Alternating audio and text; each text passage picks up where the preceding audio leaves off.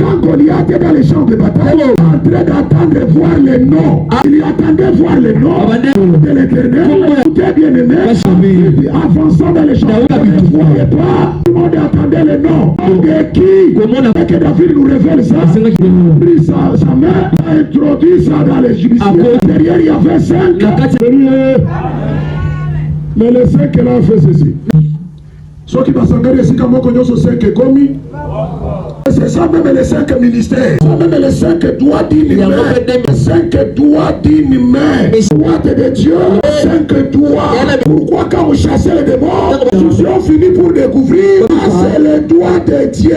La main de Dieu a des doigts. C'est quand il a fait sortir une pierre. Et là, la pierre biblique, la pierre de la parole, la pierre de la parole, pas n'importe quelle pierre. La pierre que cet homme a récupérée, c'est une pierre qui existait depuis longtemps. C'était une pierre. Il a donné une promesse. Le diable qui portait le corps du Seigneur dans le jardin. Il a dit ceci, la postérité de cette femme rasera là. Écrasera les dos, écrasera les jambes, écrasera quoi? La tête.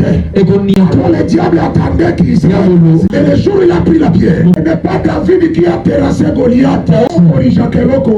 Goliath et David, la distance. Il a raccourci cette distance. C'était la pierre. Il a pris la pierre, voyait la pierre, il a volé. La pierre a fait un parcours. Et là où était David, où se trouvait Goliath, David a poussé à qui coûte parce que le combat là, pas le combat de David, gardez le silence. L'éternel est Dieu lui-même qui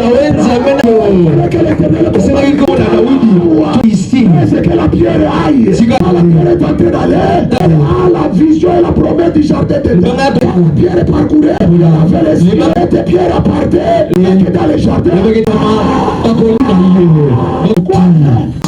La vision et la poitrine. La pierre est allée. Or aussi, Goliath était hermétiquement fermé.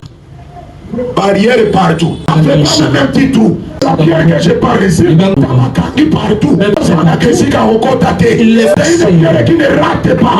Ça marche. Sur l'objectif, ça commence. Ça achève. Quand la pierre est partie, on a fait des recherches, mes bien-aimés. Les fronts. C'est ça la porte qui donne accès à entrer au cerveau. C'est le cerveau qui commande le tout. Hein? Amen, hein? Amen. Et c'est pourquoi il a fallu qu'on amène Jésus dans les lieux de crâne. Or, le crâne, c'est la maison du cerveau. C'est-à-dire on amenait beaucoup de crânes là-bas. Alléluia. Amen. C'est pourquoi quand la pierre est entrée, au lieu qu'elle bang de l'autre côté, non, la pierre n'est pas sortie. La pierre est restée. Si la pierre est restée dans la tête, quelle partie? Dans le cerveau. Bon, c'est dans le cerveau où il y a le commandement de tout. Le raisonnement, c'est là-bas. Goliath, c'était l'image du diable. C'est-à-dire quand la pierre entre là-bas, c'était un combat conventionnel. Il dit ceci, Israël, si vous nous battez, venez notre tête. Vous allez marcher à notre tête. Dans le ministère, dans le corps, Israël, vous serez la tête. Nous battons Israël, deviendrons la tête d'Israël. La tête d'Israël est irremplaçable. Il est dans le cerveau. Dans le cerveau là, que Goliath est raisonné. Quel Goliath est planifié. La Bible dit sur une forme de complot. Dans l'église ce matin, on est en train de former le complot. Il y a déjà une pierre dans la terre.